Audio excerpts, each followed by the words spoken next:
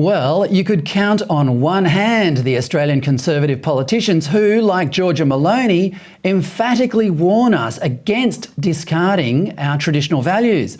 These are politicians who can see our institutions being eroded and know the consequences of it. Institutions such as family, church, patriotism, equality before the law, and mutual responsibility. These are institutions that the left has, over the past few decades, cleverly branded as boring, while espousing the more exciting ideas of hedonism and identity politics. But contrary to the left's promise, this has not made us more free. Rather, we now find ourselves in a changing world with few reliable values or morals. We now have children sitting in the front row of government-funded drag shows. We have state governments pumping millions of dollars into 3 months of gay festivals in the middle of a monkeypox outbreak.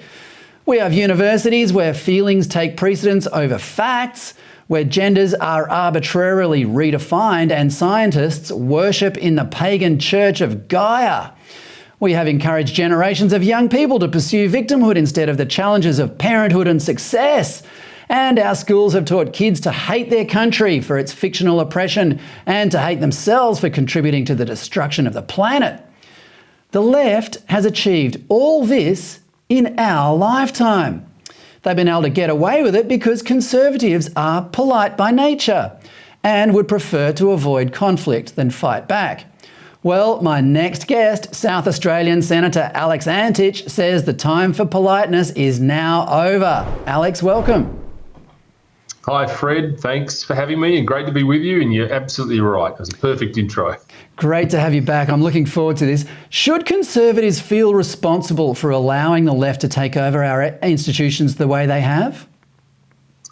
Well, look, I think it's probably helpful to sort of talk about what we mean by when we say conservatives. I mean, when I actually talk about conservatives, I tend to think that's pretty much the majority, really, in Australia. Quiet Australians, the forgotten people, whatever you want to call them. I think people are probably conservatives and they don't even really know it. They're people that want to, just go to the footy, spend time with their family, work, build a business, and do the things they've always done. In 2022, they're pretty conservative principles, sadly. And look, I think the answer is we have. I think as a collective, we've really let the lead go out a little bit, and the left have run away with some of this stuff. And the stuff you described in the introduction was spot on. I mean, it really does describe the long march through the institutions, through the schools, through the universities, and all the way into pop culture, into music, even into things like the AFL Grand Final on Saturday, which was the wokest Grand Final I've ever seen in my life.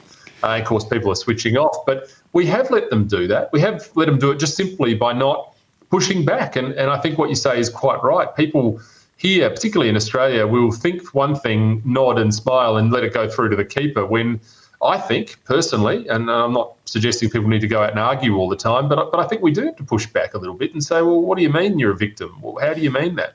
What do you mean?